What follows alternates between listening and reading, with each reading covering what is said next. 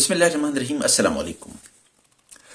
کچھ دنوں پہلے یونیورسل چلڈرن ڈے کے موقع پر نگران وزیر اعظم انوار الحق کاکڑ نے اسلام آباد میں ایک تقریب سے خطاب کرتے ہوئے اسرائیل کی سفاکانہ کارروائیوں کو غزہ میں معصوم بچوں کی نسل کشی قرار دیتے ہوئے کہا کہ ہم غزہ میں ان بچوں سے شرمندہ ہیں۔ ایک موقع پر اس نے کہا کہ میں گھر میں اپنے بیٹے کے ساتھ آنکھ نہیں ملا سکتا کیونکہ وہ اس قدر شرمندہ ہیں۔ دنیا کے واحد مسلمان ایٹمی طاقت کے سربراہ کو واقعی شرمندہ ہونا چاہیے۔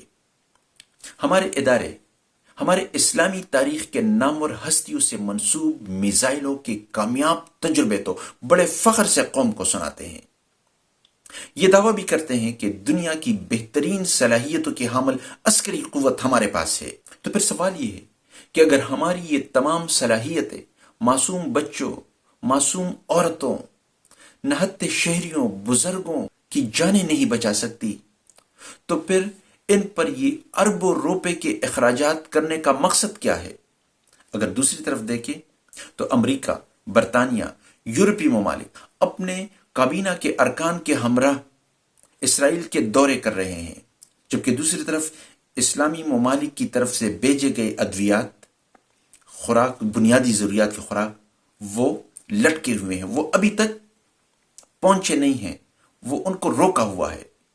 لیکن دوسری طرف یہ طاقتیں جو ہیں یہ اسرائیل کے دورے کر رہے ہیں اور عین حالت جنگ میں ان کو جدید ترین اسلحہ پہنچا رہے ہیں۔ اسرائیل کے لیے امریکہ، برطانیہ اور یورپی ممالک کی طرف سے آتشین اور جدید اسلحہ ان غزہ کے معصوم بچوں کی نسل کشی کے لیے بھیجا جا رہا ہے۔ سیاسی اور سفارتی سطح پر ہمارے حکمرانوں کا کردار بھی بہت شرمناک ہے۔ دنیا کے ایٹمی طاقت کے سربراہ کو واقعی شرمندہ ہونا چاہیے کیونکہ انہوں نے زبانی جمع خرچ کے علاوہ کوئی اقدام اٹھایا ہی نہیں۔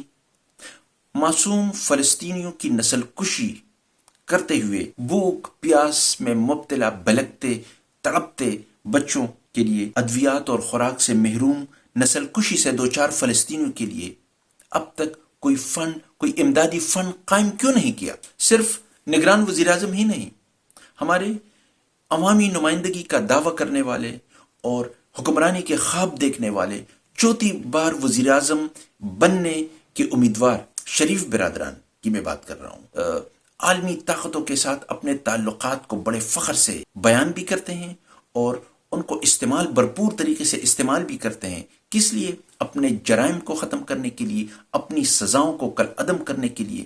یہ ان طاقتوں سے تعلقات کو بڑے بھرپور طریقے سے استعمال کرتے ہیں، لیکن اپنے مظلوم فلسطینیوں، معصوم بچوں، عورتوں اور بزرگوں کی جانیں بچانے کے لیے ان کے پاس فلسطین کے مسلمانوں کی کٹتی لاش اور بہتے لہو پر ان کے سامنے احتجاج کرنے کے لیے دو بول بھی نہیں۔ اچھا، لندن سے صحت مند ہو کر واپس آنے پر استقبالیہ تقریب میں اربوں روپے پانی کی طرح بہائے، لیکن ان فلسطینیوں کے لیے، ان کی دادرسی کے لیے ان کے پاس ایک پیسہ بھی نہیں۔ پورے ملک میں اس وقت جماعت اسلامی ہے جو اپنے فلسطین بھائیوں کا درد قوم کے دلوں میں جگا رہی ہے، اپنی تمام تر توانائیاں صرف کر رہی ہے۔ شہر شہر جلسوں میں اور احتجاجی مظاہروں میں عطیات جمع کرنے کی منظم اور بھرپور مہم جاری رکھے ہوئے ہیں اور اربوں روپے کا سامان غزہ کے محصورین کے لیے روانہ کیا جا چکا ہے اور اب بھی مسلسل احتجاج کر رہے ہیں۔